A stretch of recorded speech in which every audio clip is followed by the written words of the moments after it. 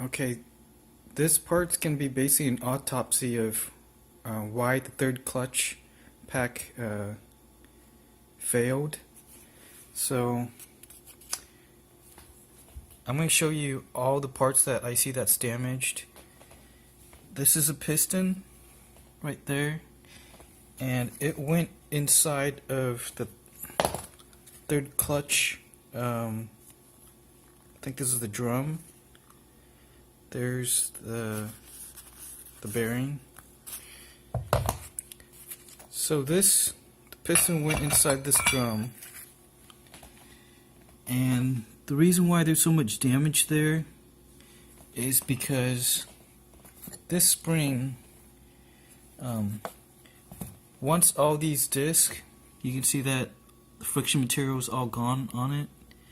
Once all the friction material was gone, since it was thinner, there wasn't the spring would have had less to push up on, and it just spun. So that's why, if you can see, not only did it get shortened, but also it widened on the bottom. And this part right here, actually, if you can see, this is the gear, and it looks like a double gear, but actually this is a spline. Those splines right there, those splines right there, they locked in with the friction material. So every other piece is a friction material. So they went through the spline, and basically when this thing spun, okay, you can, here, I'm trying to, you can see it rubbed up on the bottom of the gear, so that's where all the wear is. And this is, when I bought this off eBay, this is supposed to be an OEM Honda spring, but just to double check, I'm gonna buy an actual Honda OEM spring to make sure, because on this there's no Honda part number. So just to be double sure, I'm gonna buy an actual one to make sure this is an OEM part. Because you can see it's kind of rough. I don't know if that's how they made it or not, but you can see the one that's damaged it's a lot shorter, like almost half the height.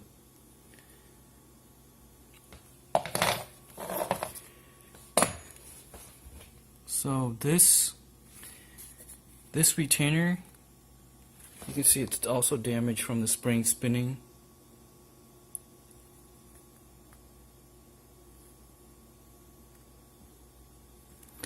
And so this went on top of the spring like that, and so it would have looked more like, yeah, I'm not sure if there's a bottom or a top side, but so this would have gone on top like that, and then it would have gone onto the piston.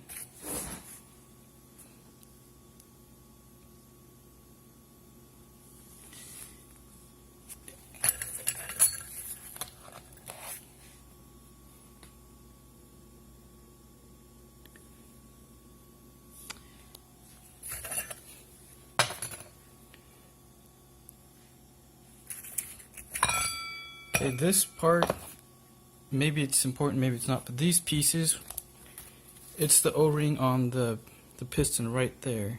That's where it's supposed to go, on the side. And there's another piston, there's another O-ring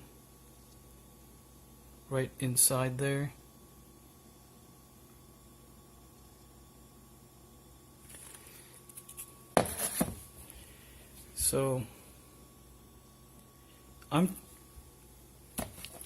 So what I've been told and what my understanding is, I thought, this is the obvious thing that looks like it caused it, but apparently it's not.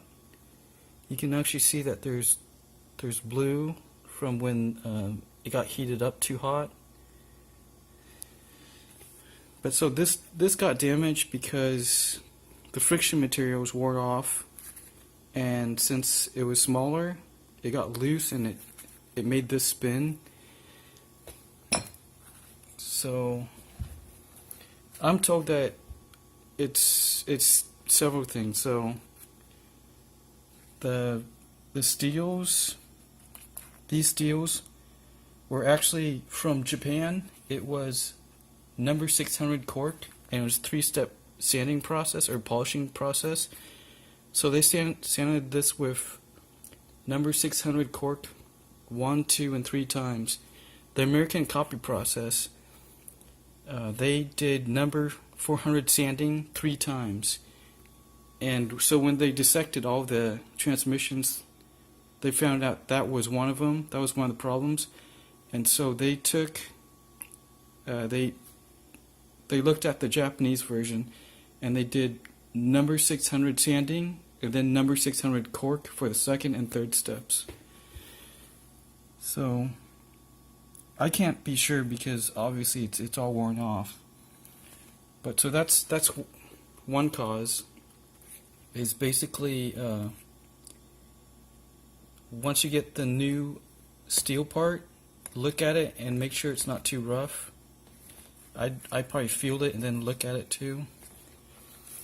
And then another cause is the thrust bearing and the thrust washer. But like I already explained somewhere else, this is the thrust needle bearing, and so the Trenton one is a bad one, and the NTN one is the good one. But the thing is, there's no label on this, and there was no mention that it was a needle bearing. So I think that actually only applied to the Acura 3.2 engine. So you can see that there's no label on it at all. But there is, it seems like there is a top and a bottom side. You can see that groove on the edge right there. That groove, that might be a channel for transmission fluid. And then the bottom doesn't have that groove. So, the way I took this apart, I just noticed that groove pointed up. And actually what I noticed was this part right here, the inside ring. It seemed like one side was flatter than the other side. This side seems more flat. It's hard to tell on camera, but basically it seems more flat than this side. And you can see that there's actually wear marks on here where when things were touching it and spun, it left some wear marks on there. But the obvious way to tell is it's got the ATF channel through that outer edge. And so this needle thrust bearing went on top of this, and this is called a washer. They don't call this a thrust washer. They call it, there's actually 8 versions of this. There's washer A, B, C, C, and D. And each one of them has different dimensions. So my guess is you either pick A, B, C, or D, and then you pick one or the other of that letter. So first thing you're gonna have to do is measure this with a caliper and see how wide this is. But so I can't be sure if this is the thrust washer or if it doesn't even exist on the Odyssey, because the report was that the thrust washer was taken off the 3.2 Acura. What you do notice on the outer edge of this, at the top where that needle thrust bearing rode, the outer edge is blue. That means it was overheated there. I'm gonna guess at these four things right here. That's for fluid to go through, and that spline is where it would go onto the counter shaft. So on the bottom, you can see some bluing, but you can see some bluing in this. So this goes here like that, and this is the third clutch gear. So this would have gone right through here and would have been like that. And this rotates because of that needle bearing.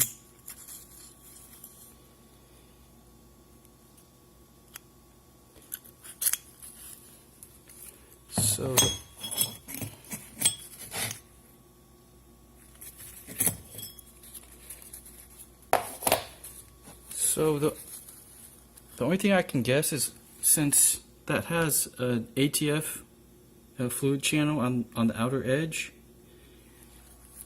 that would have matched up with. Okay, you can see there's a groove right there, a really small groove.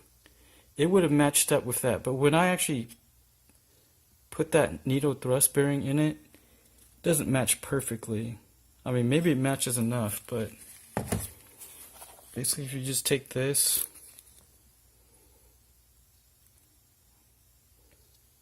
okay, so that's the channel.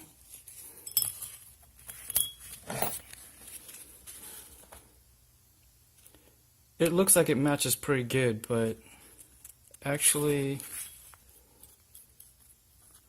I don't know if you can see that, but there's a tiny bit of play. So I don't know if that fluid channel needs to be perfectly matched with it or not.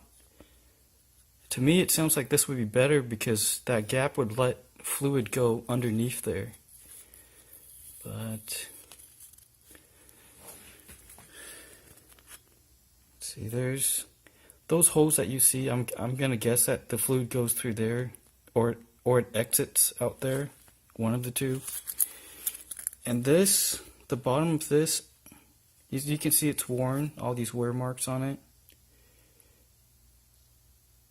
That would have spun on, I believe, the piston.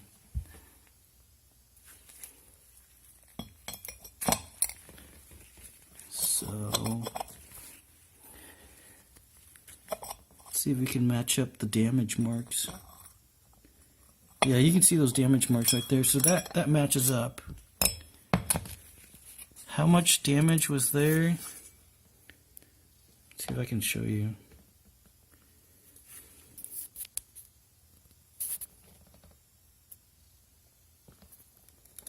I mean, there's some. I mean, up here, that's where the spring spun, and that's way more damage. But down there, doesn't look like a whole lot of damage. But the thing with this is, you can see that it's blue on the bottom of this spline. I'm trying to get closer.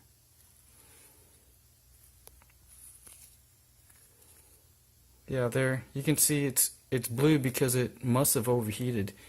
And another thing that I've noticed is at the very bottom, the metal's kind of pushed in. It's like folded in. So I'm gonna guess that's because when it spun, it ground the bottom of this spline in. It's really hard to tell. If I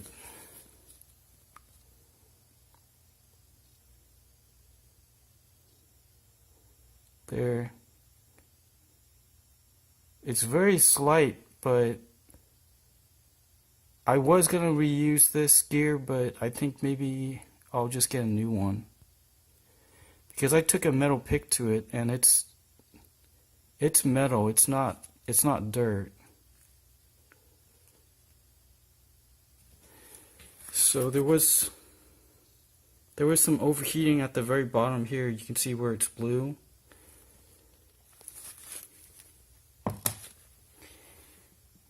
And this ring is called it's like an nacelle ring, or it's a spring ring basically. I'm not really sure. It's a spring. This is the top ring right above the first friction, and there's damage on this one, so this I'm gonna have to replace.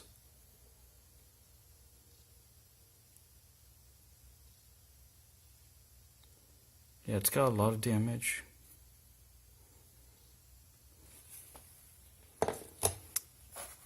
This is the retainer for once you put all this together, and this retainer, I think it might have held this together, held it down. But what I noticed with this is it got damaged too when it spun.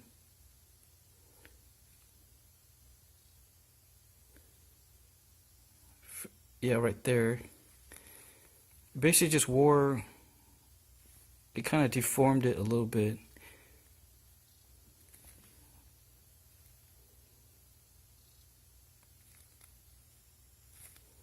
It's kind of hard to see.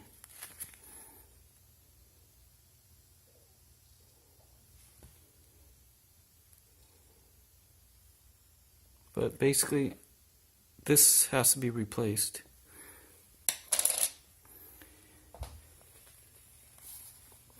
This is the snap ring that held all these plates down. And this is a washer. This washer doesn't look like it got damaged, but if it's inexpensive, might as well replace this.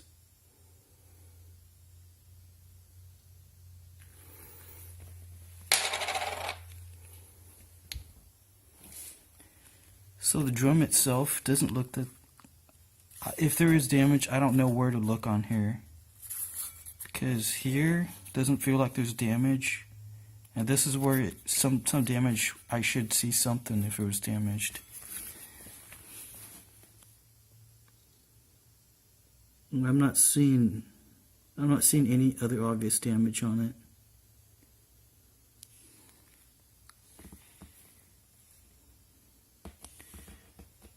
So since I can't find the actual thrust washer unless this is actually it, I was told that if the diameter of the oil passage ring is the wrong diameter, it's not going to line up with some other part to let the fluid flow in. Well, I can't see any oil ring on here. No groove in here for any oil to get into, other than here. But the only thing that is anything that's labeled as thrust is this needle bearing.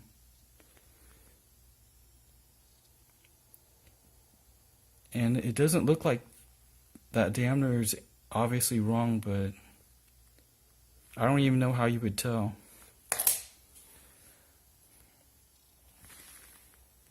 So the only thing that the only obvious thing that I can do is, instead of putting the OEM frictions and steels back on, this is a kit that I got. It's TransStar 30,006A.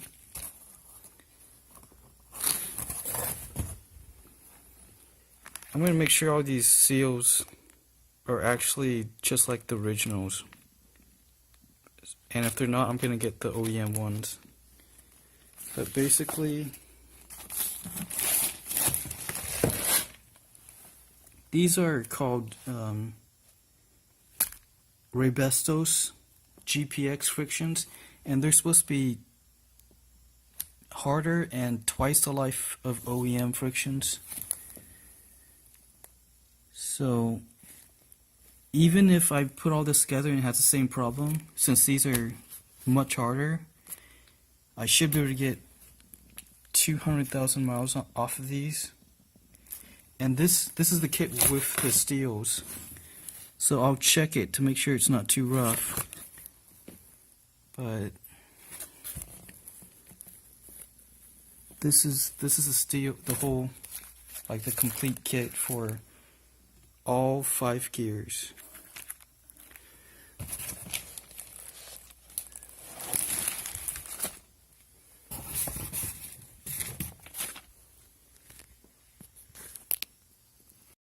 And just one more thing that I noticed is you can see there's overheat marks where it got overheated here.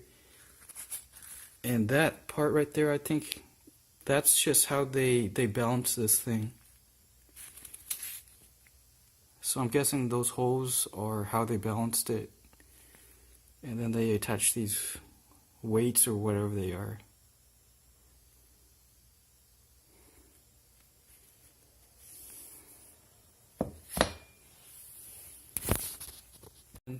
One last thing.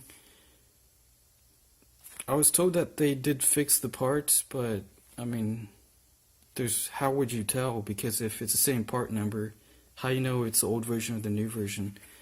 So definitely gonna replace that. Definitely gonna replace this washer. Hopefully it's the new version. Those two, I'm gonna replace this. This is kind of expensive. And I'll be replacing all of these frictions and steels with the Raybestos one. I might replace this. And I'll have to replace this piece right here. I'll replace this. Obviously this, because this is where a lot of damage happened.